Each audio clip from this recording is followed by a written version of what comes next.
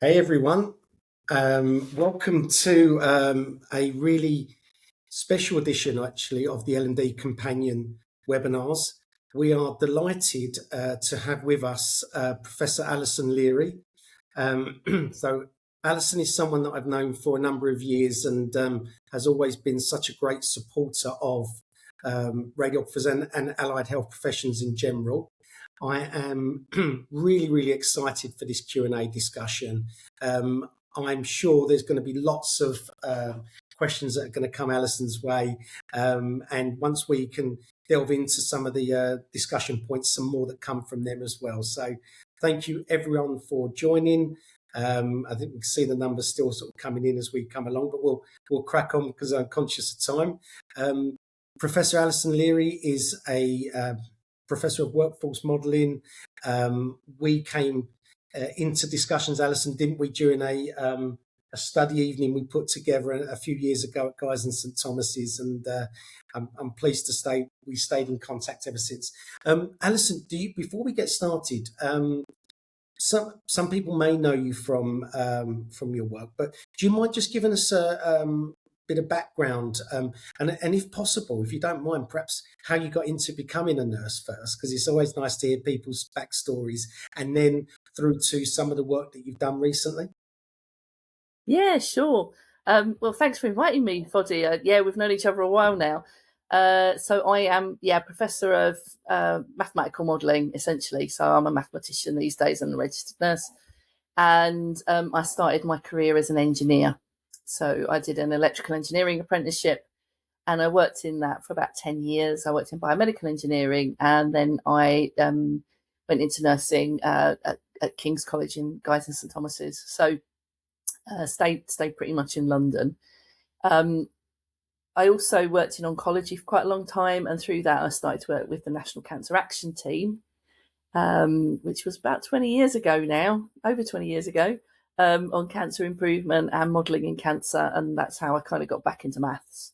So it's been really interesting, and the thing that it was really great to work, particularly with the Society of College of Radiographers, on was the enhanced practice work. So we modelled the enhanced practice workforce for Health Education England. So hopefully that it was a workforce that was pretty neglected and could get some investment. Fantastic. Thanks, Alison. And before we delve into, as I say, some of the discussions, do you know what would be really interesting as well is you've gone from obviously your work clinically into academia education, and also you were asked to go and work with the World Health Organization, which is not, generally a sort of path for many, clinical people. Would it be possible to maybe share a little bit about how that came about? Yeah, absolutely. So I'm a senior consultant with the World Health Organization, European region, in the Human Resources for Health group. So because we do a lot of mathematical modelling of healthcare, health workforces, I was asked to go and work with them. They've worked some really interesting projects. And some of them, there are quite a lot of clinical people or people that maybe have previous clinical careers, and some people that still are clinical actually work with the WHO, because to be honest, you still need real world expertise even if you're doing things like modelling. So some of the really interesting things we do are like the small countries projects, particularly, where you could lose 10 radiographers and your system will collapse, your healthcare system would collapse. So those kinds of projects are actually really interesting and really important, I think. Yeah, and what from the work that you've done to go sort of into different global healthcare systems, what do you think you've seen as as a big observation there in terms of how other healthcare economies work, other healthcare systems? What's perhaps good about some, not so good about others, and certainly thinking about the context of the UK system? I think there's quite a lot of differences, but there's also a lot of, you kind of end up seeing what a maybe successful healthcare system looks like. We also work across a lot of safety critical industries outside of healthcare. And I think particularly approaches to workforce, very different in those industries, and also in successful healthcare economies where the workforce is seen as an asset, something to invest in, a good return on investment. I think in the UK it's seen more as a cost. And we see that really reflected in some of the workforce policies, that, you know, it's all about having most people for the lowest cost. That isn't always the best model. So I do see those sorts of differences. So I think treating your workforce as talent to be managed, an asset, it's vital for mission success, as we'd say, is really the big difference.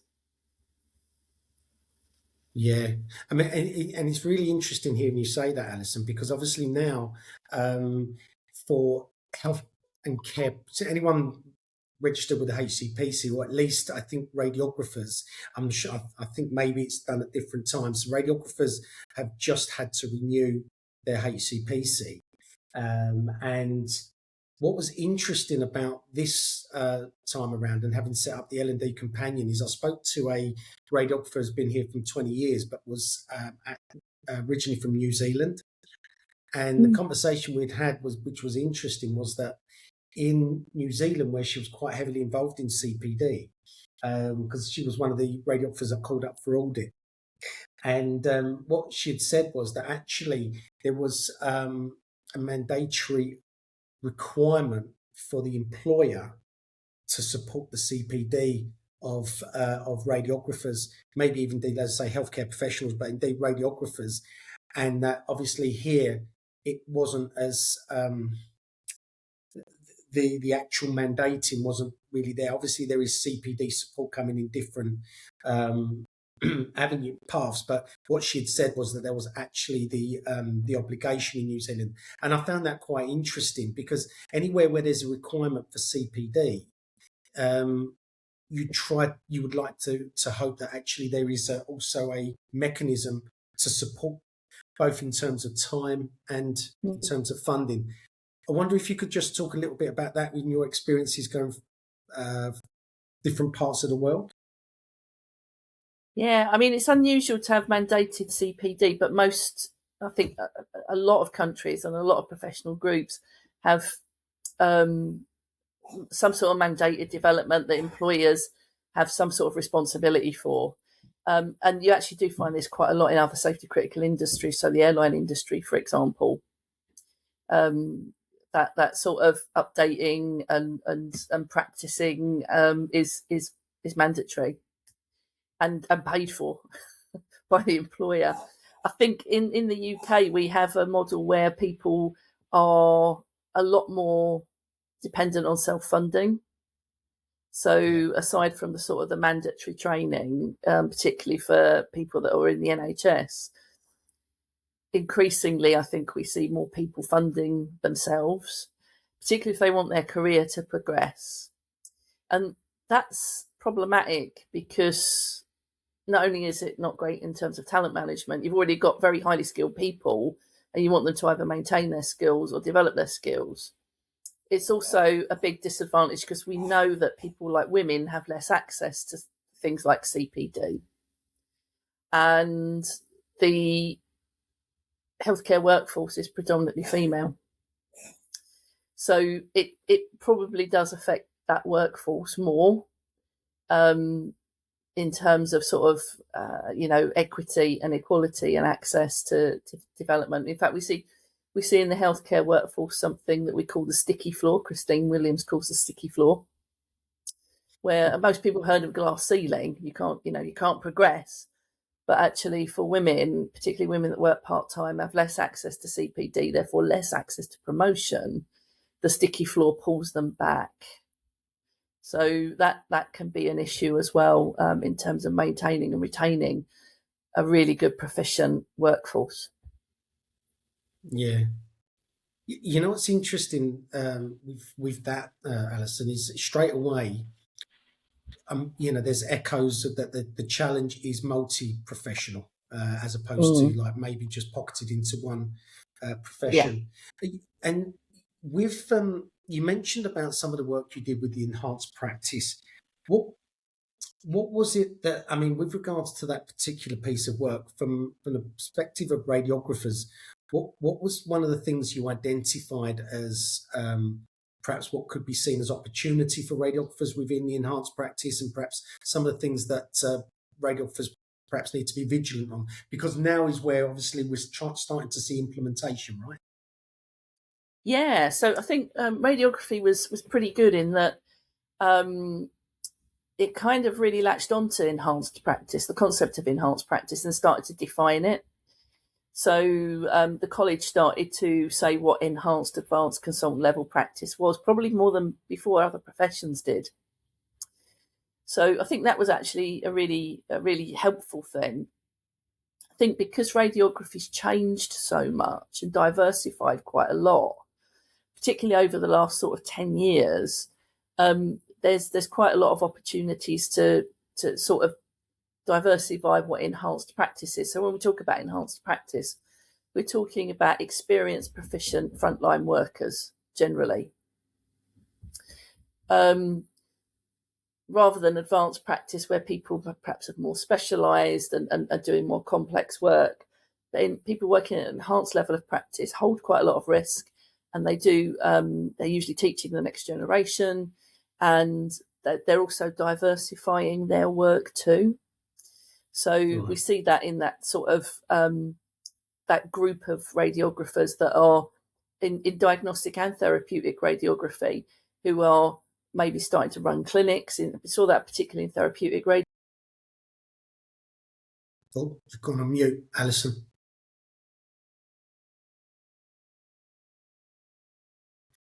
Oh, Alison, can you hear us? You've gone on mute. Oh, there we go. Oh, Okay. Yeah. I'm not on mute, so it might just be my microphone or the internet. But that's what we started to see at that enhanced to describe enhanced practice. Enhanced practice is not a new thing. It's something that already existed in the workforce. It just wasn't recognised. So we saw quite a lot of diversity, whereas advanced practice in radiography tended to be more complex work and things like planning and things like that. So I think the enhanced level of radiography is actually a lot more diverse, but it is really about those proficient, experienced people and what it is they're going to need next. So, yeah. And what I found when I started to hear more about enhanced practice as being more defined, Alison, was conversations taking place with an area of my domain, which was reporting radiographers, because I think for a number of years we had a couple of camps in terms of advanced practice. We had the reporting radiographers that understood all the four pillars of core domains of practice, and then there was the and some were pushing through to do that, despite some of obviously the challenges that the day-to-day clinical practice was perhaps bringing to offer that, and those that actually quite enjoyed the clinical reporting aspect, but were obviously still maintaining an advanced practice and arguably still believing that is actually what they were doing, in advanced practice, just as a reporter. So when the enhanced practice came in, I think there was a lot of concern, I guess, that there would be some, potential downbanding. But I believe at least that that's largely been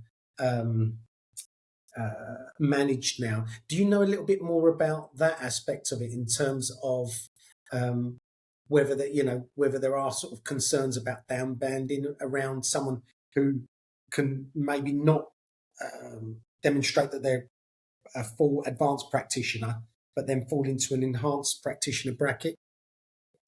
Yeah, so I mean, we haven't seen the downdrift in banding in radiography. In fact, in most of the AHP groups, actually, that we've seen in nursing. So in nursing, we've seen downbanding, a drift downwards in terms of the number of people on the lowest bands of pay. We haven't really seen that across the board in radiography, physiotherapy, paramedic practice. So hopefully things are holding on in there, and people aren't being down-banded. The risk is a job being down-banded rather than a person. So Agenda for Change is a job and a job role, but also the person doing the job. And the idea behind Agenda for Change was that you could develop in your job and go through gateways and kind of be rewarded for that. It's now transmogrified into just being the job and not the person, which kind of holds people back a bit, I think, and also then allows employers perhaps to pay a lower rate of pay. The challenge, I think, is that what we have in areas like radiography, so people will look at the task and not the entirety of the work. So something like reporting, it might be that certain types of reporting are enhanced, but then other types of reporting are advanced. And that's really up to radiography to decide what those are. But sort of saying reporting generally, probably the mass of reporting is going to be enhanced from what people tell us. But then advanced practice might be more specific, it might be more specialist reporting. And certainly I've met radiographers that are working in areas like planning, which again is, so other people's jobs I love learning about, but are pretty much a mystery to me. But they tell us what they do, and that's kind of how we kind of work through that with people. So a lot of those sorts of more advanced practice roles where you hold more risk and there is more complexity to the work are still actually quite a small proportion of the workforce overall. Yeah. And I know perhaps at this point, sort of, Alison, I know we briefly touched upon this before. When we touch upon subtopics like this and subjects like this, we can't help but slightly fall on the contentious part. But hey, never mind. We'll try to be as productive and positive as we possibly can be. But one of the things that I've seen recently, discussion-wise, particularly around enhanced practice, is this split banding circumstances, because it may be a radiographer that's performing two different roles within within their day-to-day practice. Can you provide any clarity on that? I.e., how is it fairly active in other parts of nursing, for example, in other AHPs? Because I know in radiography recently there's been a lot of discussion on this. I mean, you do find it in other roles. So nursing, you do find it in nursing. Nursing is the biggest workforce by an order of magnitude. So quite often it's a good place to look for signals about what's going on with the workforce, generally. Okay. Split banding, so jobs where you're paid a certain band for doing some things and a certain band for doing other things, don't reflect. So that they're a really good example of AFC only looking at the job and not AFC looking at the person. So if I am a band 6 radiographer and I develop all these new skills and I develop my praxis, my practice, my ability to reason and hold clinical risk, I'm doing that all the time I'm working. I'm not just doing that 2 days a week. Yeah. And one of the issues that I think we've had with advanced practice is that the value of proximity to medicine. So if you're doing medical stuff, that's more value than the actual advanced practice stuff of your profession. Yeah. And that's a problem for a number of different reasons. So I think where people have split banding, it's because they're not the employer is not recognizing the person as well as the role. And they're saying, well, you're doing 2 different jobs, but actually you're kind of not, because everything you've learned in that other job that's paid higher, you're probably still using that reflective practice, that managing risk, etc., the rest of the time as well. Yeah. And so typically it's never a straight line. There's always blurred lines, grey areas, and I think I guess one of the questions, and it would be I'd be fascinated to get your view in this. Is one of the questions is around how much, particularly in the UK, where roles have role extension has really pushed much further than anywhere else, let's say, in the world. And for something like radiography is a great example of that. But when Agenda for Change was brought in, Alison, maybe 21, I'm trying to think, 2005, I think it's was it, I think? 2005, yeah. Yeah. So what have we, I'm not sure of what we've learned, but are there people that still think that actually it just needs, it's still absolutely fit for purpose? I'm trying to say that in a way not to be demeaning or derogatory to the system that worked back then. But has there been any views on this at government level as to whether or not a sea change would be in existence, or whether they're just going to continue to make Agenda for Change work and adapt it? I haven't heard any kind of challenge of Agenda for Change at policy level, but it might be I just haven't heard it. Agenda for Change in itself is actually quite a good system, but it's very poorly implemented, I find, very unevenly implemented. So, we do big national studies of entire workforces, and we'll find people doing virtually the same job with 2 or 3 pay bands difference. So, and interestingly, quite often people will approach me because they'll think that's unjust. And it's usually the people on the higher salary, actually, Right. that do that, which is quite interesting. So, there's the issue of Agenda for Change primarily is implementation. Yeah. Rather than Agenda for Change itself. It's actually pretty good in terms of, freedom to act, responsibility that you carry, risk that you manage. There are standardized job profiles, which can be a bit hit and miss.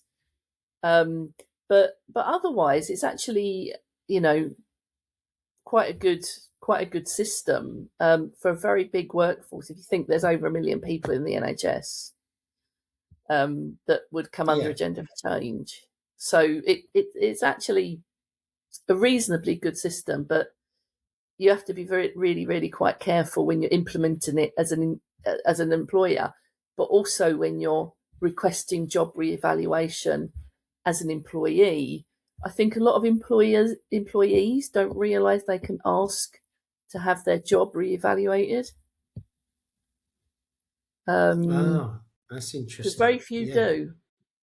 But if you've developed and you've taken on lots of extra responsibility, you can ask to be job matched. You can ask for the job that you are doing to go back through an Agenda for Change panel.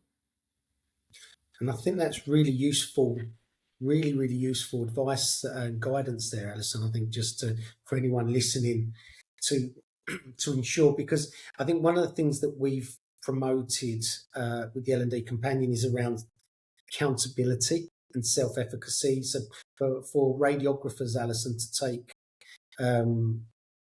control rather than wait for people to tell them what to do. And I think it's a really important piece of advice there.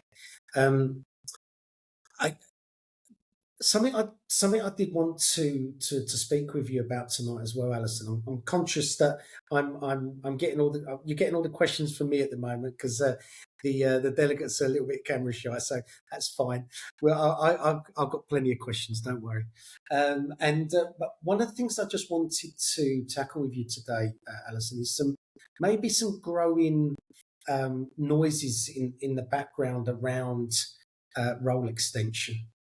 Extended practice, and it's something that we've seen in radiography, and largely we want to promote this because we want to promote the opportunity for radiographers in the UK to develop their careers in various ways. And radiography happens to be a very diverse career, whether you're in diagnostics or therapy, in the different ways you can take it within, if I think clinically, within the clinical framework. So obviously this is very much around the clinical framework we're talking now. But is there any light you can shine on perhaps some of the challenges maybe medics and doctors have around role extension, what we can learn? Because part of obviously what we wanted to discuss today was around the future of the workforce, and maybe we can just arm radiographers with certain pieces of information based upon your experience.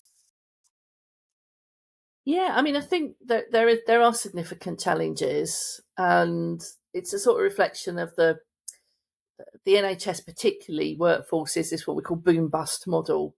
So there's oversupply, then undersupply, and then oversupply, and then undersupply, and then quite often when there's undersupply, we'll go externally, we'll go to other countries and take their workforce. And then there's no jobs for the people that are coming through in the pipeline, which is what you're seeing now in medicine. So a lack of training places. And that's causing frustration, I think, for people in medicine. So advanced practice has been around for a very, very long time. And rather than sort of role extension, we kind of think of it as the development of the practice, development of the work. So all professions pretty much evolve over time. It doesn't matter what profession you're in. If you're an engineer or a lawyer or, a pilot or a radiographer, your work will change because technology changes, the way you, the demand for your labour changes, the complexity changes. We know all of those things. And advanced practice is quite often a reflection of that, actually. Particularly the sort of more traditional advanced practice model of advanced practice in profession.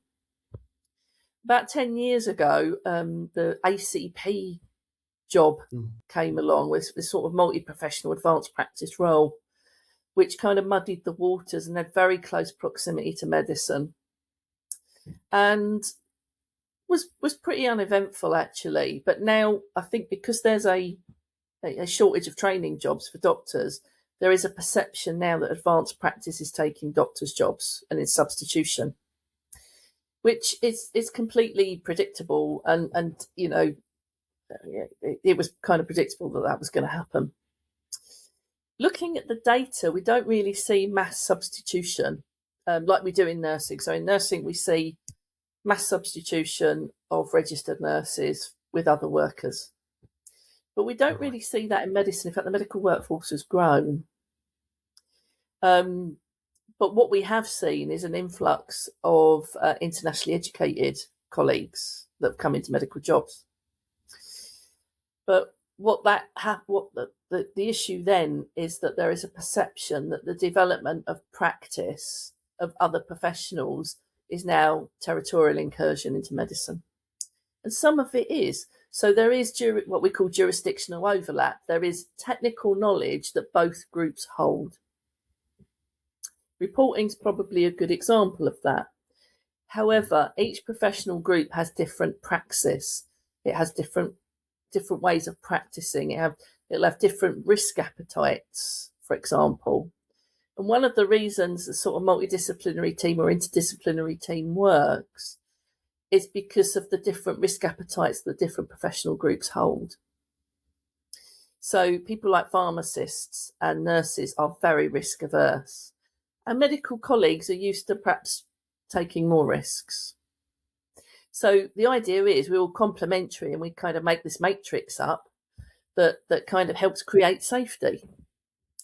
But while there's a view that advanced practice is now a threat, then my concern is that people aren't going to listen to those safety signals. And that's going to be problematic.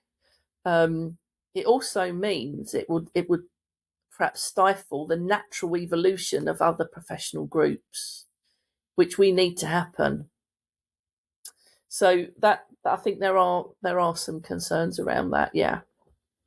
Well, it's and Sian, I'm conscious that a comment's just been made there, which we could just mention to Alison in a second. But just as a quick quick response from me on this one, Alison. I think it's fair to say that whilst it may seem, if people don't know the data like you've just described there, it can be seen that the advancements and roles in things like advanced practice and reporting can be seen that people are encroaching into other careers, particularly medics. Yeah.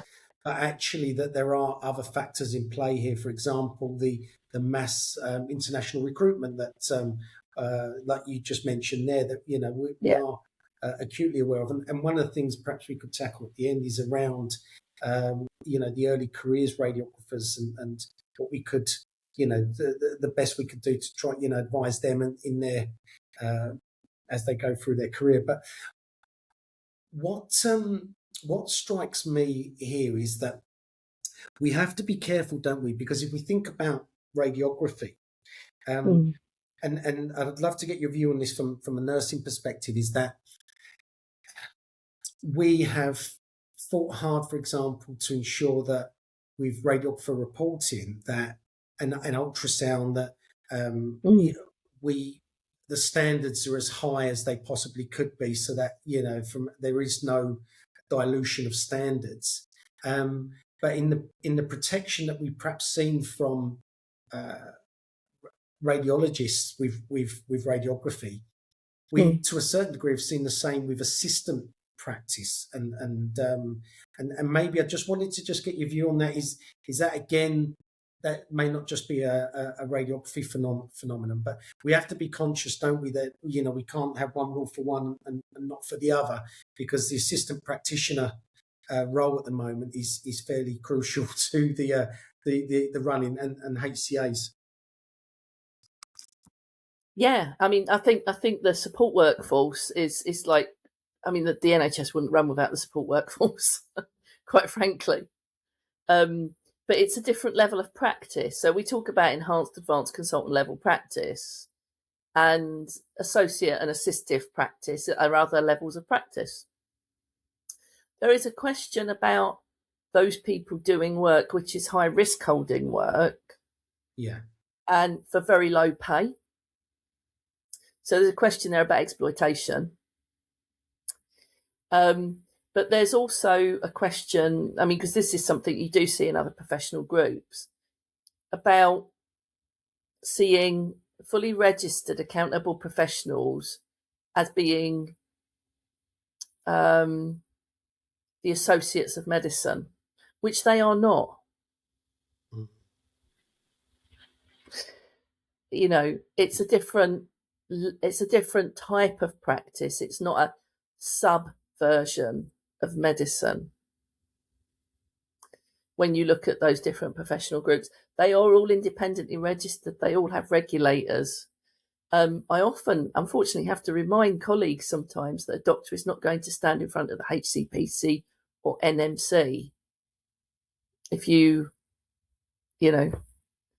if there's an untoward or catastrophic issue, you will be held accountable. And so in that sense, there is, that same level of responsibility, whereas an associate professional is dependent on that fully registered professional of any profession, according to the work, to function. And I think that's something that we bear in mind, so that there's two things there. We know that when work is delegated from the fully registered professional to the associate professional, for some groups that we've looked at, particularly people like midwives, it creates an anxiety, because they are fully accountable for that work, but they don't have the capacity to oversee that work. So if you're using assistant practitioners and associate practice in radiography, who is accountable for the work? Is it the radiographer? I don't know. Is the answer to that. But that would be a question that I would ask. Whereas a reporting radiographer is fully accountable themselves. They're not accountable to a doctor. Absolutely, and I think that now is as we've started to see some more independent radiographers, perhaps reporting outside of their substantive roles. Alison, we're starting to see a lot more of this this particular discussion as well. Sian, do you mind sharing some of the comments to Alison? Yes, so both of them actually pertain to radiologists' perceptions. So Amanda has very kindly noted that one of the issues is that radiologists are often unwilling to help for fear of losing their roles, yet financially and service demands mean radiographer-led advanced practice is kind of vital. And conversely, there's also radiologists who are reluctant to train radiographers into advanced practice. They kind of just want them ready-made, microwave meal radiographers. And I mean, they're both interlinked and they're both highly complicated. But you know, if the radiologists aren't willing to kind of work with the radiographers who are easing their load and essentially making their job just a bit nicer to deal with, especially if there's like lithotripsy is pretty much radiographer led, right. But they also don't want to train them. Like, very interesting comments. Yeah, I mean, it's sorry, I was just going to say, just before you answer that as well, and it's probably worth mentioning that without some very bold and brave radiologists, we may not have had advanced practice within radiography as well. And so there are some incredible radiologists out there, and I'm not on the payroll. So, but no, genuinely, there is obviously a bit of a sort of mixed views on it. But I just wanted to mention, Alison. Sorry, back over to you. Yeah, so I mean, I think generally for most NHS employees, teaching is part of their contract. Right. But of course, people aren't obliged to teach any. They kind of are, but probably within a defined scope. If you're a radiologist, you're probably obliged to teach. Resident radiologists, I would imagine. Yeah. So if you start to, yeah, exactly, wouldn't be in your job plan. So if it's not in your job plan to teach other people, I can see why they'd have an issue with that. It takes resource. I guess the question is is there a different way of learning that? Is it time for that? I know certainly in some places they have like radiology schools and pathology schools and schools for doing for scoping endoscopy and things like that, where it's a much more kind of like hothouse environment where people are learning that kind of work. So is it that kind of thing needs to happen? The issue of taking their jobs, I mean, there's also a legitimate fear, actually. I think AI will take their jobs long before radiographers do, if I'm honest. But also, the way the radiographers' work has evolved, also the radiologist work is evolving. Radiologists now do all sorts of really clever things, don't they? It's not like when I kind of started out 30 years ago. Radiologists do all this, zapping tumours and all sorts of things, radio frequency ablation and all kinds of stuff. So their jobs have also evolved. Yeah. So it's, I think, particularly with some colleagues, it's kind of working with them to see how their job is evolving too.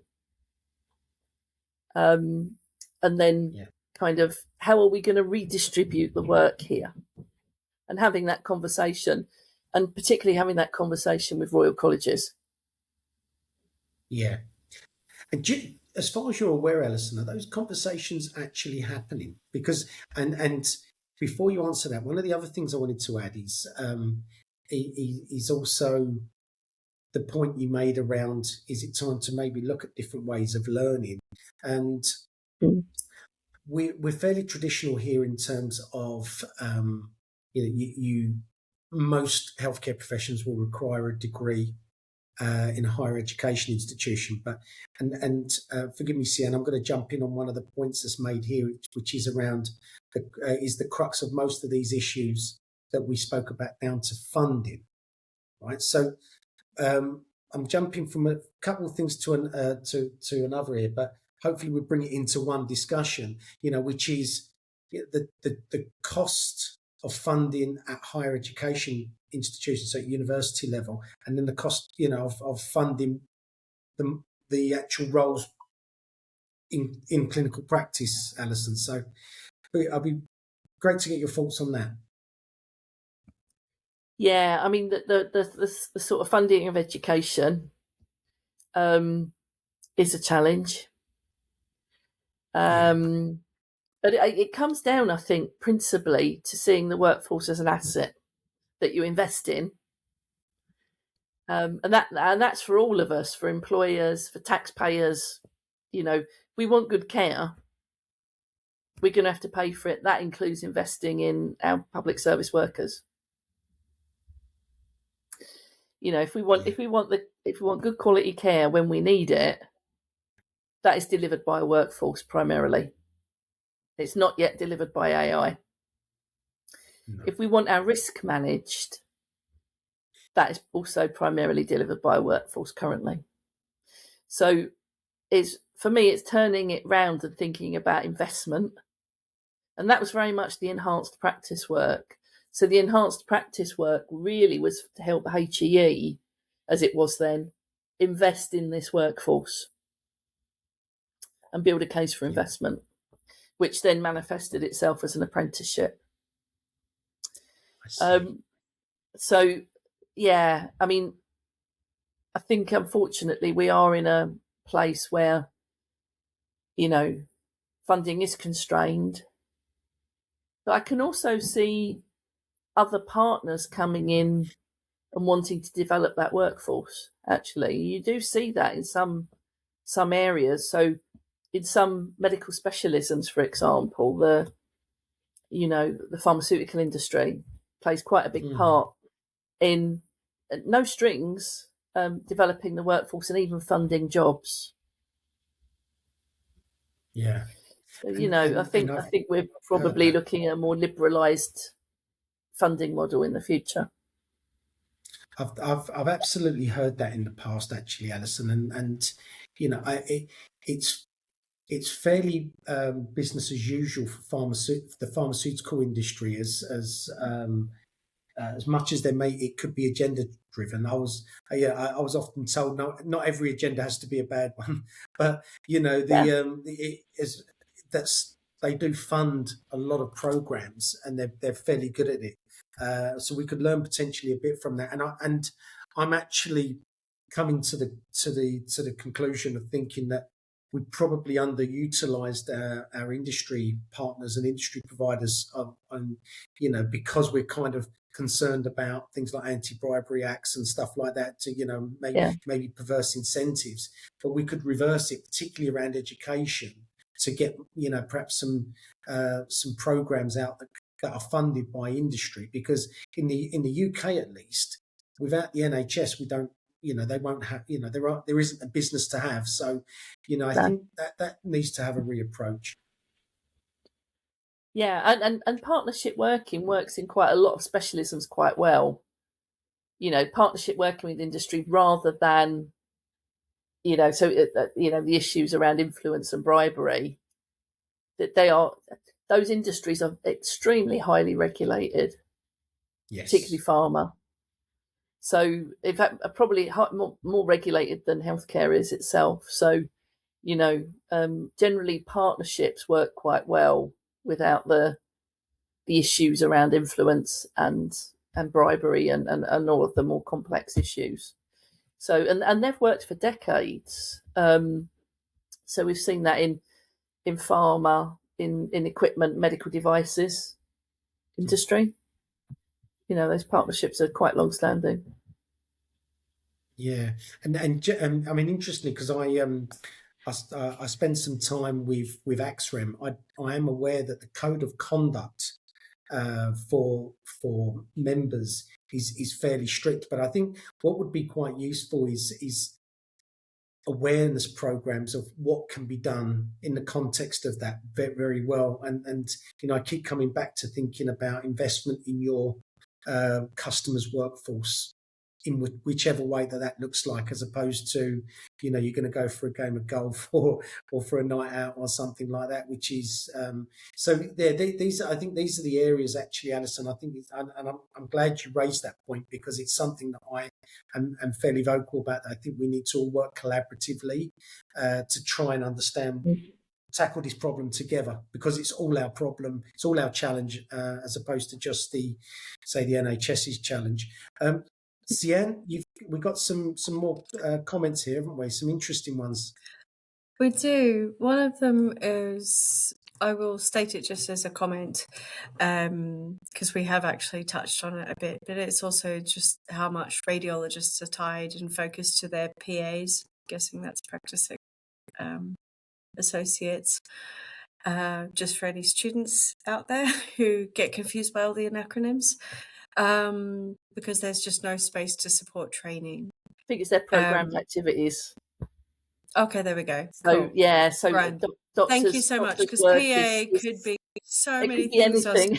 Trying to work it out. Position, associate, assistant, whatever. Yeah. Anyone who's on the Q&A, please be aware that there are learners on it. So if you could not use the acronyms and use the full terminology for clarity, that would be amazing. It's easily done, especially when you're flow.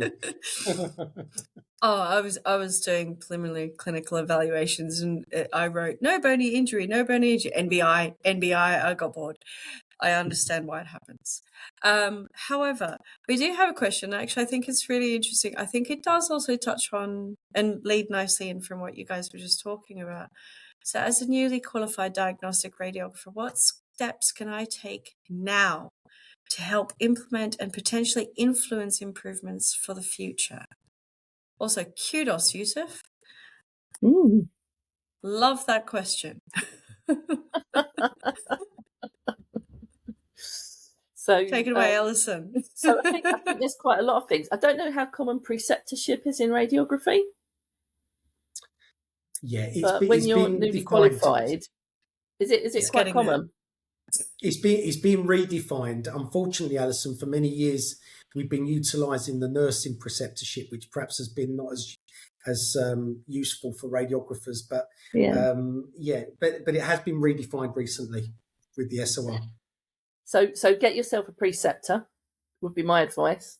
Somebody that you can discuss cases with, somebody that kind of can help you develop.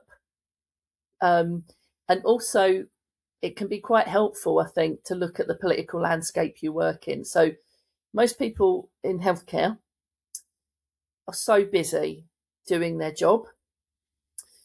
The wider issues kind of pass them by because they're really busy. They've just got, you get into what's called a river of thought. Just like you see what's in front of you. And as you develop, and if you want to improve things, and if you want to kind of look at the bigger picture, then seek out the bigger picture. So even signing up to like the Health Service Journal headlines that come as an email once a day, figure out what's going on, look beyond your organisation, look to policy, look to the people making the decisions.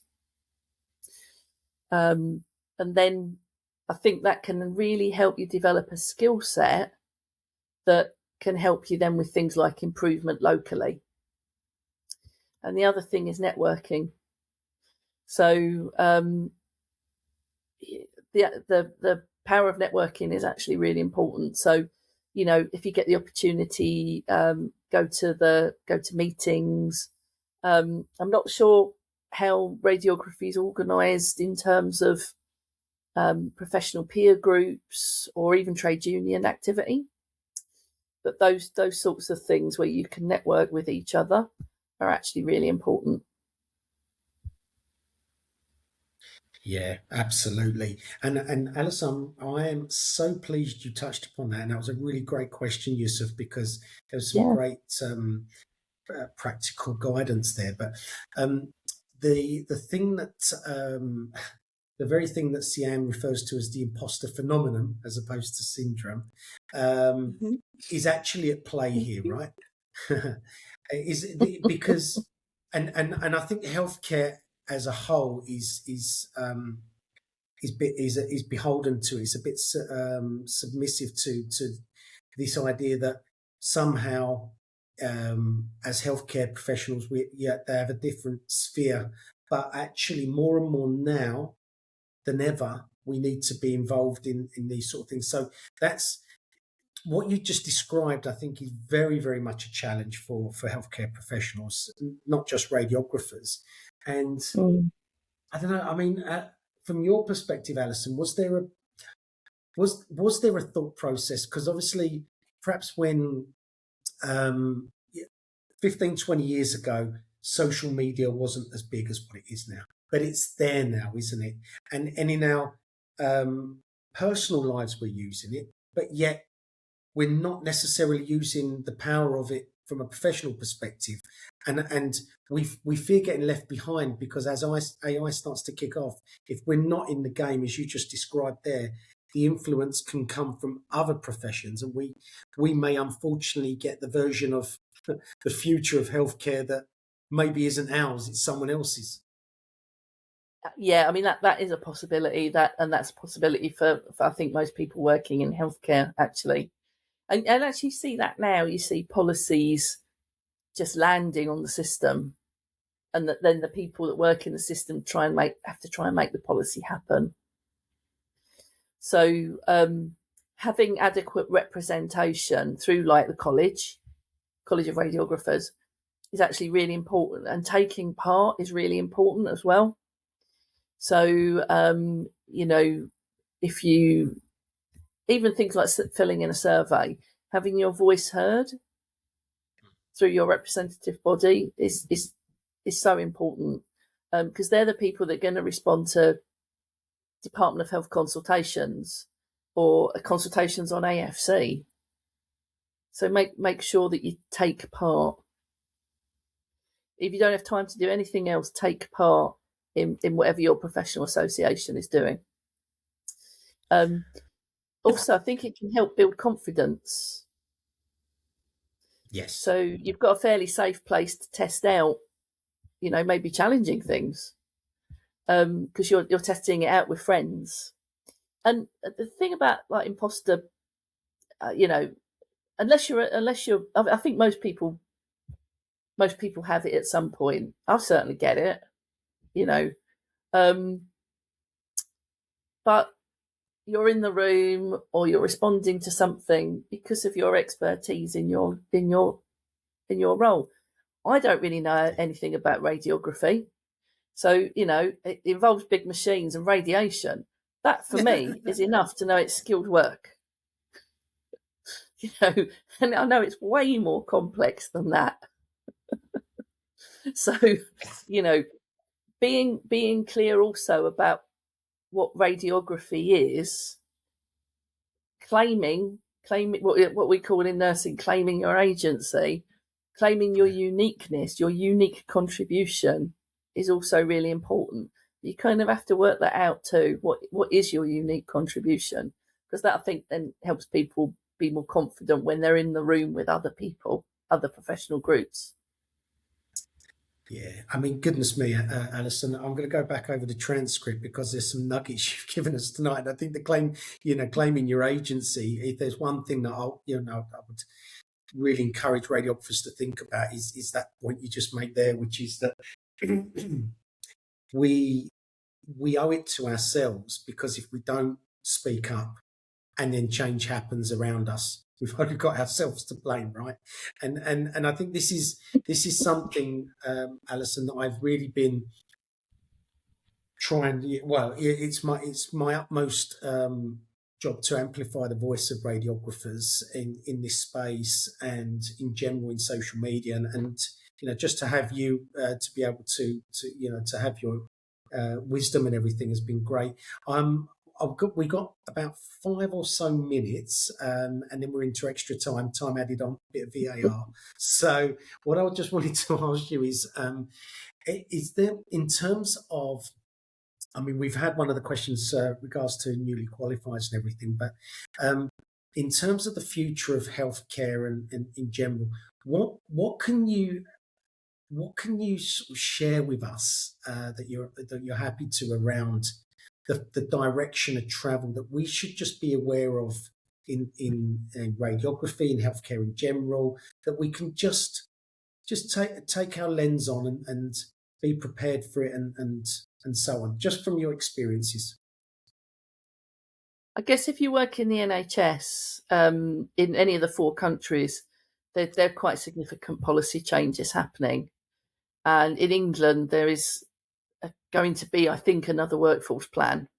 I mean, there's certainly one planned, but we're seeing, we see that the policy shifts about moving work into the community, particularly diagnostic centres.